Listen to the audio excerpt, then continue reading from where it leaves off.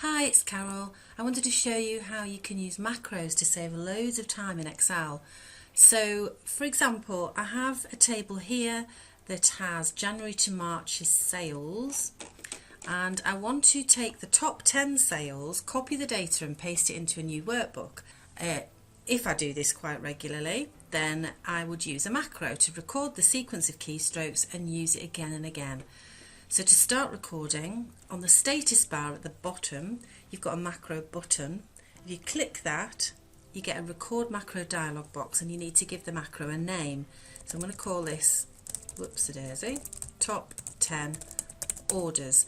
The name has to start with a letter. You can use numbers in between and you can't use spaces. At this point you could assign a shortcut key to your macro. I'm not going to in this demo, and then you can store your macro in this workbook so it's available when you open this workbook, or you could use your personal macro workbook, which means every time you launch Excel the macro will be available, or you could have it available when you create a new workbook. So for this demo we're going to use this workbook, and you can give it a description as well. I'm going to press OK on there. Now I've pressed OK, all the keystrokes are going to be recorded, and you can see that the button at the bottom has changed. So the first thing I'm going to do is find the top 10 sales, and I can do this using the filter. So I'm going to click on the arrow, and I'm going to go into number filters, and I'm going to go into top 10. Then I'm going to say OK to that. I'm just going to select this data, and I'm going to copy it, Control and C. I'm going to open a new workbook to paste it into the new workbook. Control and N opens a new workbook. I'm going to move a few spaces down using my cursor to A6, and I'm going to use Control and V to paste the data back. The reason I moved down to A6 is I'm going to put my logo in A1, cell A1. So I'm going to go into Insert, Pictures. Just happen to have already navigated to where my logos are. Double click on my logo. It's oversized, it's too big for what I want, so I can go into, with the picture selected, go into Picture Tools tab, and over on the right you've got the height box. I'm going to change that to 2 rather than drag the handles, because I need the macro to understand the keystrokes. Press enter. One other thing I'm going to do is I'm going to remove the grid lines, so I'm going to go into View and take out the tick on grid lines, and then in A5 I'm going to put a header, and I'm going to put top 10 orders. Press enter, click back onto the header because I want to make that a little bit bigger, 1, 2, and use my font that I use on everything. And that's it. Right, they're the keystrokes, don't need to record anything else, so I can actually stop recording the macro. So back on the status bar at the bottom, I can click onto the button to stop recording the macro.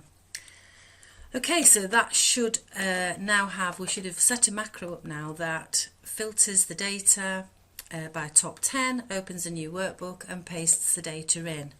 So if I close this workbook, I won't save it, just let's get this table back to its original format. So if it's something I did on a regular basis as this table grew, I could use my macro. And to run the macro, if you go into the View tab, and if you have a look for the macro button, use the arrow, and you've got View Macros, and this is the macro we've just created, top 10 orders. So if I want to run the macro, it does it in a blink of an eye, and it basically filters the data by the top 10, opens a new workbook, pastes the data in, includes my logo and includes a header. How amazeballs is that? Let's just close this down and I will show you, I'll revert this back to its original state, how you can actually assign the macro to a button. So if you want to make it so that there's a button that you can click to make that macro run, you can use a shape. So if you go into Insert Shape, and I usually use the rounded rectangle, and you could just click and drag the rectangle, right click, edit text and type in there top 10 orders, and I'll just give it a little bit of a reshape, and I'll tell you to make it a bit gorgeous. I'm going to go into drawing tools, go into shape effects, preset, and I'm going to give it a nice preset so it looks like there's a nice shadow over there, just because I can. So I haven't assigned the macro to this yet, so I'm going to right click on that shape, and in the menu you've got assign macro. Click on assign macro, choose the macro you want to assign, and OK. Click off the shape. Now when I hover over the shape you can see there's a hand now, so if I actually click onto that button it runs the macro. So I just thought that might be quite interesting. So if you can think of any way you'd use a macro, it would be so worth your while. Formatting, highlighting duplicated data, opening another workbook and pulling data from that workbook into a workbook you've got open.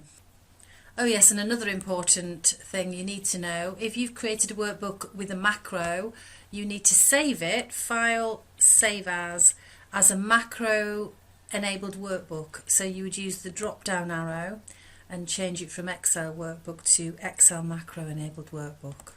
Have a play with it, and if you've got any questions at all, let me know and I'd be absolutely happy to help. Thank you very much for watching.